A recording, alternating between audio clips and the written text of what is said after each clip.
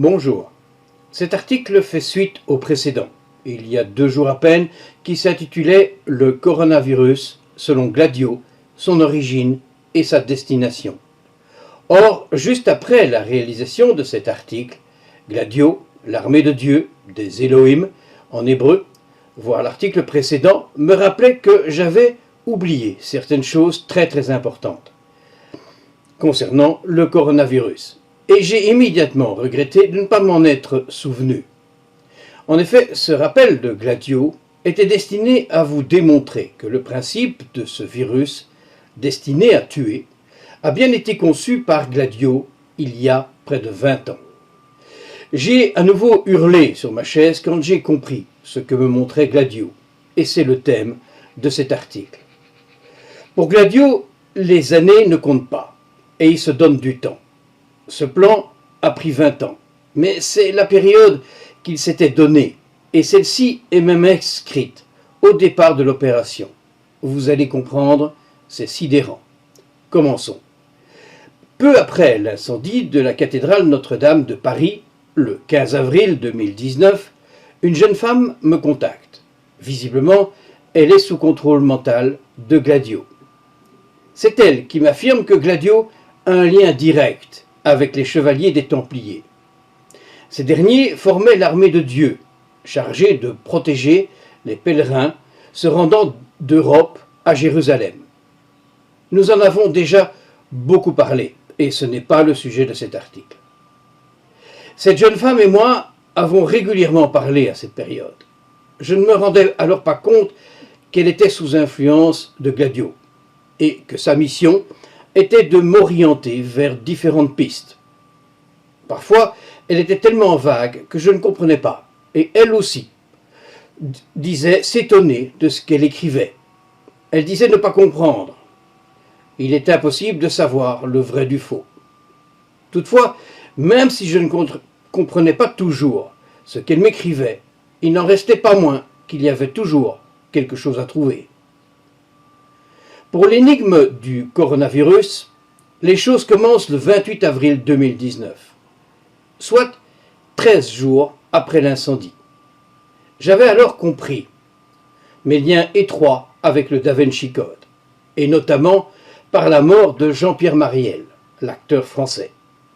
En effet, c'est au même moment que je recevais, à peu près à la même heure de sa mort, une anagramme, liant définitivement mon nom d'auteur, Marc Delantre, à la cathédrale Notre-Dame de Paris. Cet anagramme donnait comme résultat, en grec ancien, athéo, théoda.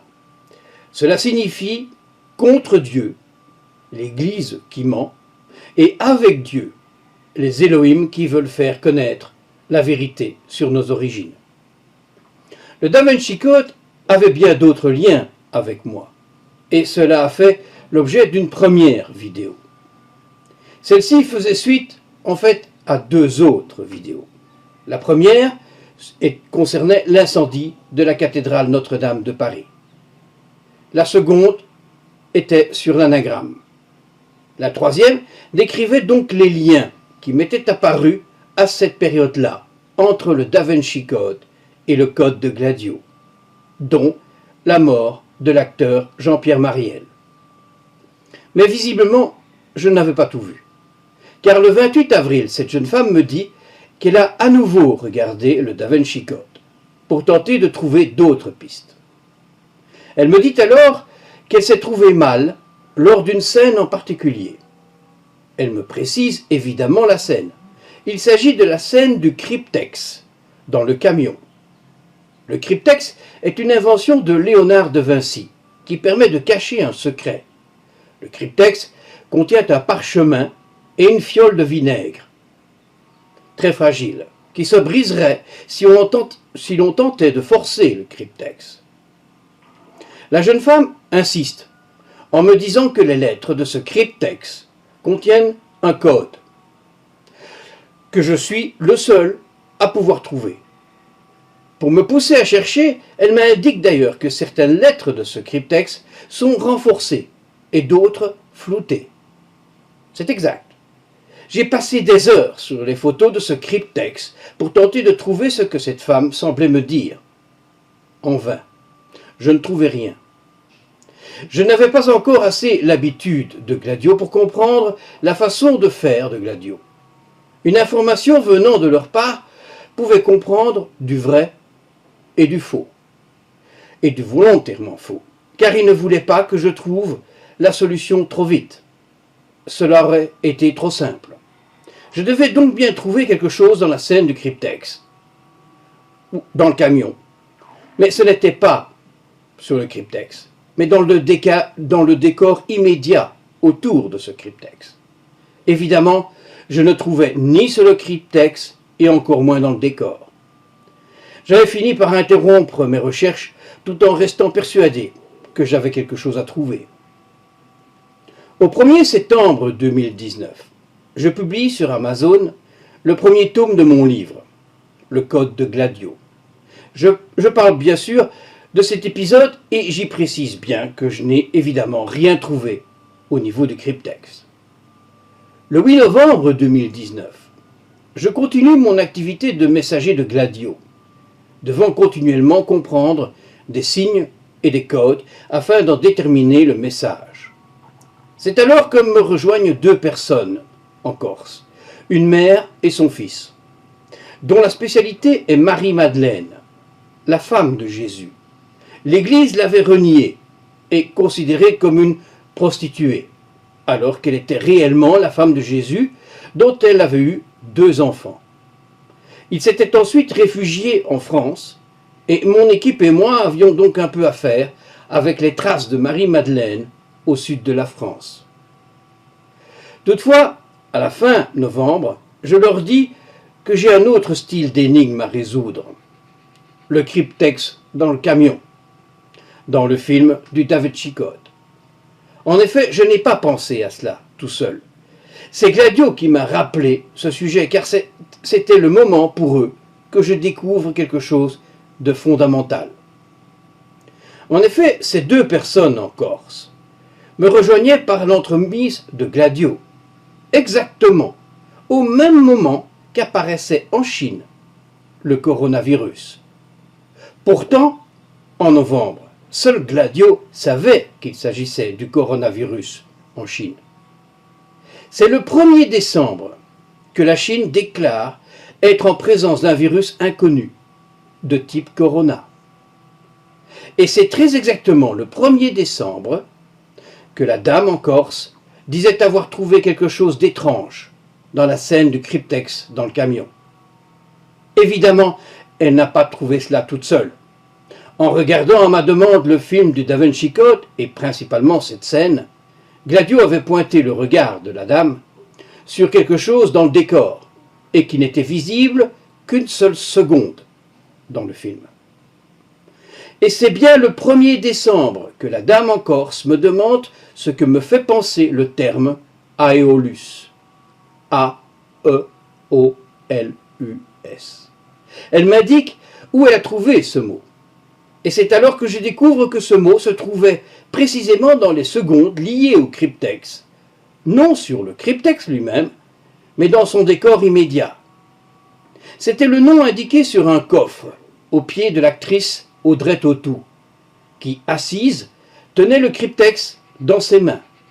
J'avais donc toujours regardé le cryptex dans les mains de Audrey Tautou, et non dans le même cadrage, le coffre à ses pieds. Sur Google, Aeolus fait référence au vent, à l'air, à ce qui vole. Il y a notamment des pneus qui portent ce nom. En effet, les pneus sont gonflés à l'air.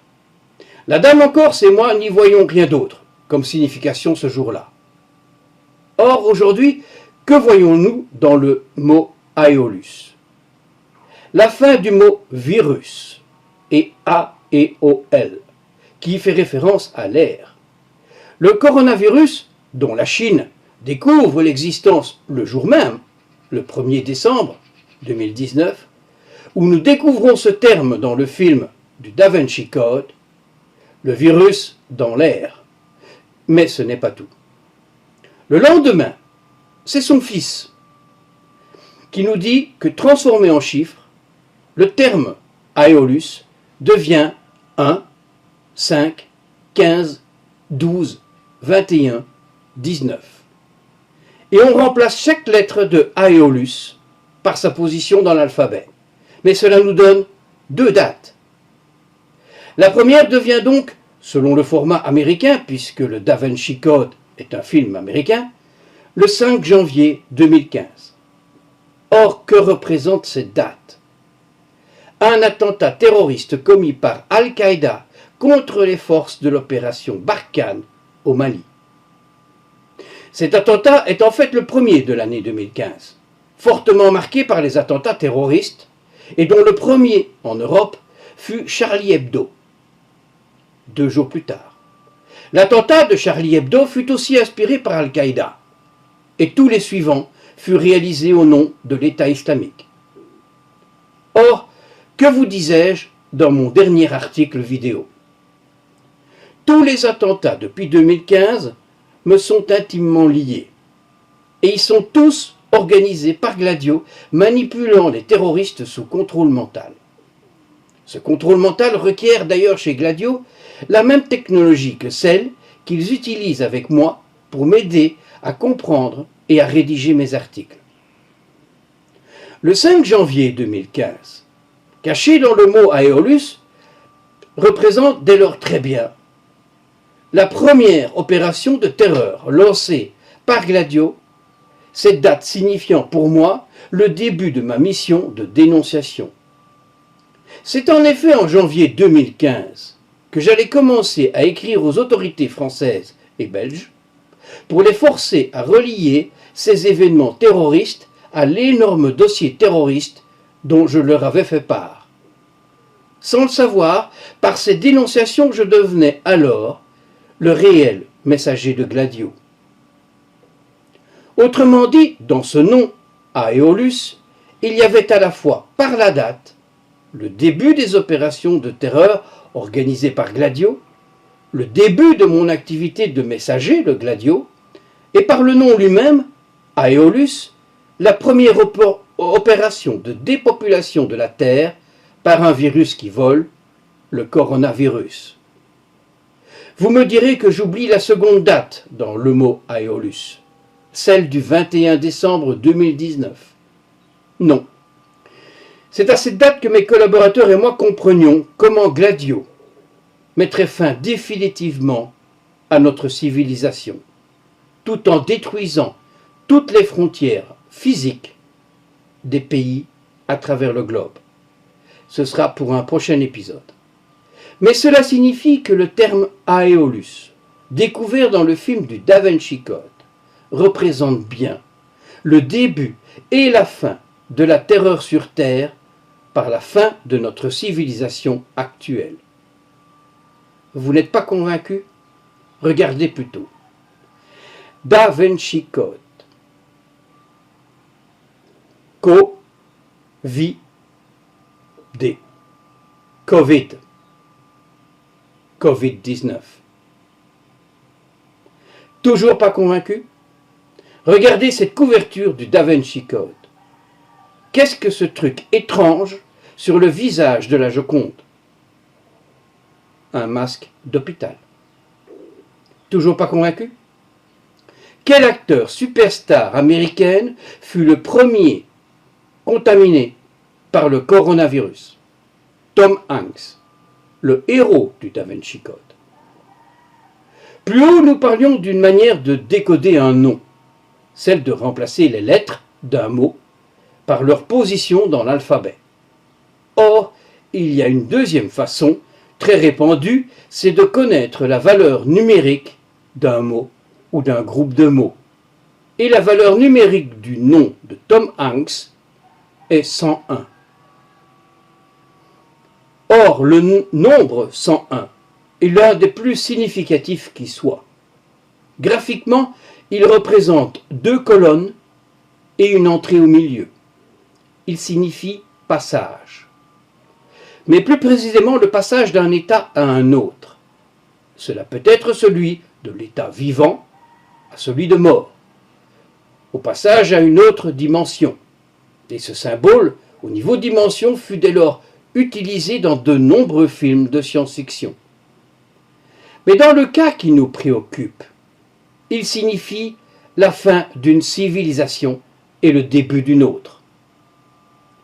En outre, ce passage provoquera de nombreux morts. En effet, ce passage-là est provoqué à la demande de Dieu, suite à nos mensonges sur nos origines et suite à notre surpopulation galopante et à la destruction de la terre, leur terre. Pas convaincu par le nombre 101? Regardez plutôt. Quelle est l'opération terroriste la plus terrible jamais réalisée et qui a bouleversé le monde? Les tours jumelles de Manhattan le 11 septembre 2001. Vous y retrouvez les deux tours du passage par le chiffre 11, mais aussi par les deux tours elles-mêmes. Et cet article-ci, à quelle date ou événement remonte-t-il? À l'incendie de la cathédrale Notre-Dame de Paris le 15 avril 2019.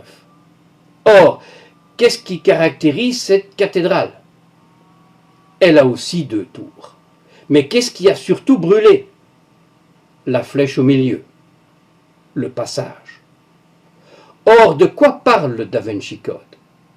Des mensonges des hommes sur nos origines, sur la réelle signification du mot Dieu, Elohim en hébreu, et sur Marie-Madeleine, femme de Jésus. La cathédrale Notre-Dame représentait le féminin sacré, autrement dit Marie-Madeleine. Elle avait été construite par les chevaliers des Templiers, l'armée de Dieu, l'armée des Elohim. Par son architecture et ses deux tours, elle représentait le passage vers Dieu, dans une autre dimension. Notre civilisation ne passera pas ce passage, pour ses mensonges et son déni de notre terre. Notre civilisation sera donc détruite, comme l'ont été les tours jumelles à Manhattan, et c'était déjà Gladio, comme l'a été la cathédrale Notre-Dame de Paris, et c'est encore Gladio. Gladio nous montre le chemin de la terreur depuis le 11 septembre 2001. À partir de janvier 2015, ils ont enclenché à la fois la terreur et le messager, moi, qui allait rendre en compte, au fil des centaines d'événements terroristes et autres, de tout ce que Gladio allait réaliser. Et à partir de fin 2019, commencerait réellement notre dépopulation, par l'opération Aeolus, le virus qui vole dans les airs, définitivement inscrit, à mon attention, dans le Da Vinci Code. Et que découvre-t-on actuellement? La puissance du coronavirus. Les spécialistes commencent à remarquer que son évolution géographique et quantitative est tout à fait étrange. Je vous en ai parlé de manière détaillée dans mon article vidéo précédent. Mais ils sont aussi de plus en plus nombreux à se demander si ce virus vole. Cela permettrait d'expliquer un grand nombre de contaminations, dont celles qui ont eu lieu dans les bureaux de vote, alors que toutes les précautions avaient été prises. À cela s'ajoutent les contaminations dans les chambres des bateaux de croisière, alors que les passagers y étaient confinés. Oui, mais ils oubliaient l'air conditionné. Un virus qui vole ne tombe pas. Il se laisse emporter par les mouvements d'air. Oui, ce virus vole. Il est dans l'air et bouge avec celui-ci, d'où le nom Aeolus. Autrement dit, toute personne qui respire cet air vicié est susceptible demain d'être positif au coronavirus, car Gladio l'aura décidé ainsi. Or, les masques d'hôpitaux n'ont en effet aucune étanchéité quant à ce genre de virus. Vous pensez être protégé, mais vous n'êtes pas. Et demain, vous pourriez en mourir. Pas nécessairement à cause du virus, mais simplement car celui-ci a permis de vous identifier auprès de Gladio et des autorités médicales. Au moindre symptôme ou à votre mort, ceux-ci seront attribués au virus. puisque vous avez été positif, puisque vous avez respiré l'air ambiant et surtout l'air vicié. Mon dernier article vidéo vous expliquait comment j'avais compris que ce virus vole et ne tombe pas, comme le prétendent et le croient les autorités. C'était il y a quelques jours à peine, lors d'une rare sortie de chez moi pour aller prendre de l'argent à un comptoir. Je n'avais pas fait 200 mètres en dehors de chez moi que j'avais des picotements dans le nez et ensuite dans la gorge. Cela avait duré tout le temps de l'opération et jusqu'à mon retour chez moi. Cela répondait surtout à une remarque que je venais de recevoir d'une Française ayant le nez qui pique. Était-ce du pollen? Non. Je vis avec ma grande fenêtre ouverte en permanence, dans les bois. Si cela avait été du pollen, j'aurais perçu cela chez moi aussi. En plus, je suis très réactif au pollen, alors que chez moi, je n'ai ni le nez qui pique, ni aucune réaction. Était-ce le résultat de ce que l'on appelle les chemtrails, ces gaz envoyés depuis les avions? Non. Je vis aux Philippines et les chemtrails n'y existent pas. En plus, l'aéroport est fermé. La pollution? Non plus. Je vis à Palawan, l'une des plus belles îles du monde. Il n'y existe aucune pollution.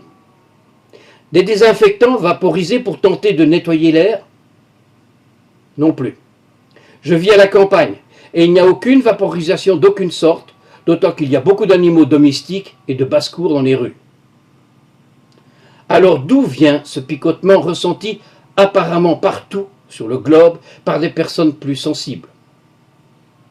Du virus, le coronavirus, autant transporté par le vent, à Aeolus, que par les infectés et les objets, voire les animaux. D'après mon ressenti personnel pendant cette sortie, je dirais que plus j'ai croisé d'individus, plus ce picotement était élevé. Comme chez moi je suis 100% seul, je n'en ai aucun. Je prends un instant conscience de ce que je viens d'écrire.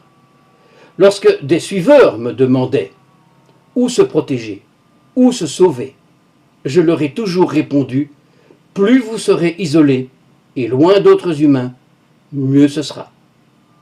Un virus qui vole, à Aeolus, est infiniment plus contagieux qu'un virus qui se limite à être transmis par l'homme au travers de ses postillons.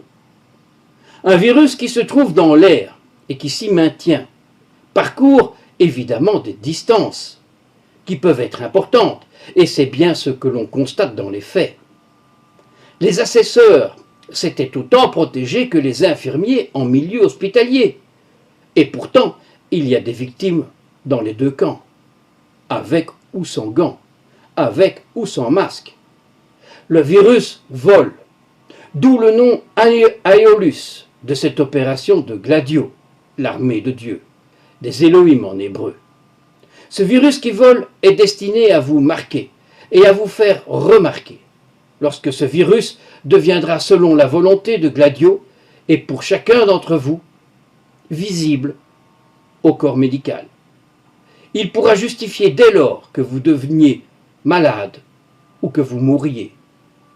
Toujours pas convaincu? Reprenons la couverture du Da Vinci Code, avec la Joconde munie de son masque d'hôpital. Pourquoi la moitié de cette couverture est-elle un simple aplat rouge? Graphiquement, c'est un espace perdu. Non, il contient un message. Ce rouge fait référence à un autre épisode de la trilogie du Da Vinci Code, celui de Inferno. Ce film traite justement du besoin de dépopulation de la Terre. Il l'explique d'ailleurs très bien dès les 3 premières minutes dans le film Inferno.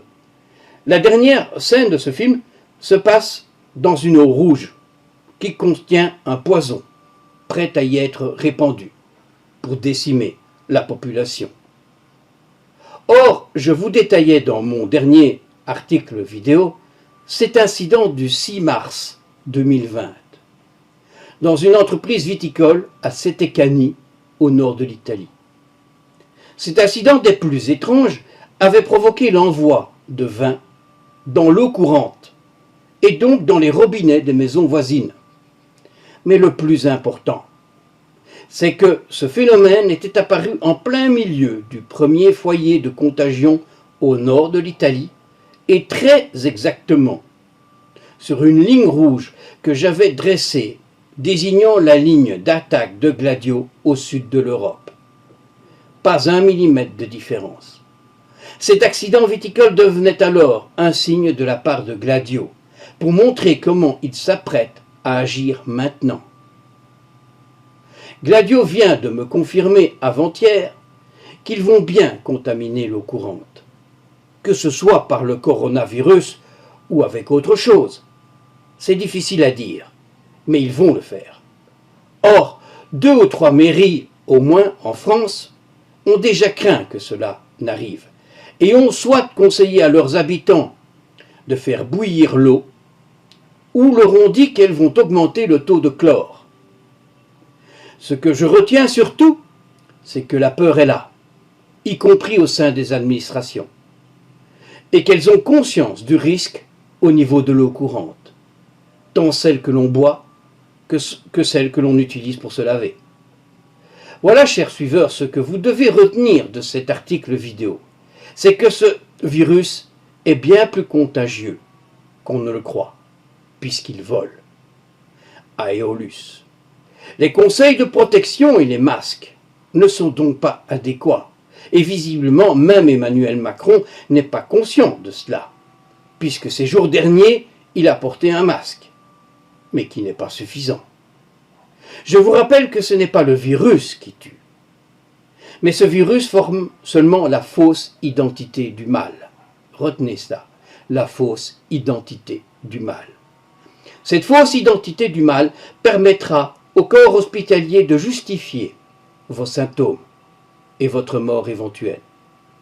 Je vous rappelais dans mon précédent article vidéo que vous faisiez de même avec les terroristes et leurs cris Allah Akbar. Leurs cris de guerre commandés par Gladio, identifiés par vous, faisaient en sorte que vous rangiez cela dans une attaque terroriste. Il s'agissait pourtant d'une attaque de Gladio qui agissait par contrôle mental sur les terroristes pour vous tuer. Le coronavirus a la même fonction que le cri de guerre du terroriste, la fausse identité du mal. Gladio est l'armée des Elohim. Son autre nom, c'est Satan.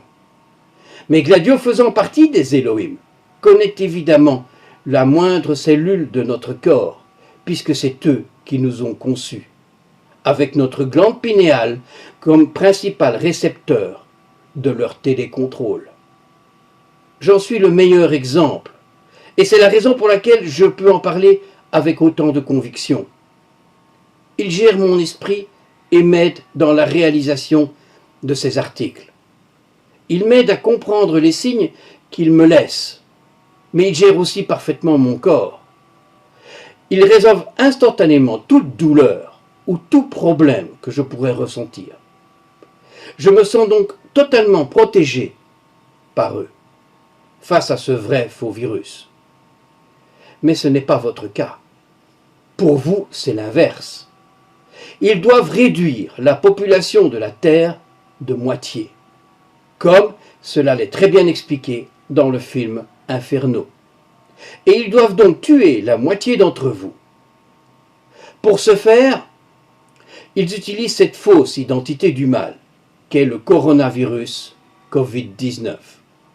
Dès que Gladio choisit de rendre ce virus identifiable dans votre corps, et que vous êtes ou que vous avez été une fois positif au coronavirus, ils peuvent décider quoi faire de vous et en combien de temps. Gladio, alias Satan, a reçu l'ordre d'éliminer la moitié d'entre vous. Mais il ne leur a pas été demandé de le faire avec douceur. En outre, Gladio se nourrit de vos peurs. Ils aimeront donc faire naître la maladie dans vos poumons avec sadisme. Ils adorent vous asphyxier lentement. Cela crée chez vous une énergie dont ils se nourrissent. C'est aussi l'une des valeurs du satanisme. Et Gladio, c'est Satan. Que beaucoup guérissent ou semblent guérir, les arrange en quelque sorte. Mort, vous ne pouvez plus avoir peur ou souffrir. Donc, en vous permettant de vivre, il se donne l'occasion de jouer une nouvelle fois avec votre corps. Mais cela répond aussi à une demande de Dieu, les Elohim. Il faut laisser l'occasion à ceux qui survivent de reprendre foi en Dieu. En quelque sorte, une fois guéri, vous êtes sous observation divine. Il regarde si vous allez commencer à prier, à lire, à croire et à partager mes articles. Autrement dit, la parole de leur messager, qui est donc la leur. Ou si vous allez soutenir leur messager dans sa périlleuse tâche de tenter de vous sauver. Donc, tant que vous avez votre santé, ou que vous l'avez récupérée, je ne peux que vous conseiller de prier Dieu chaque jour et de vous rapprocher de moi et des Elohim. Vous pouvez également le faire en lisant ou en écoutant mes articles, en me soutenant ou en m'aidant, quelle que soit la forme de l'aide. Vous ne pouvez rien apporter à Dieu. Nous ne sommes pas encore revenus à l'heure des sacrifices, mais cela viendra. Par contre, il voit tout ce que vous m'apportez, quelle que soit la forme. Vous avez donc une chance de vous distinguer auprès de moi et donc auprès de Dieu. C'est probablement une occasion qui ne durera pas. En effet, je connais ma fonction une fois que cette civilisation sera détruite.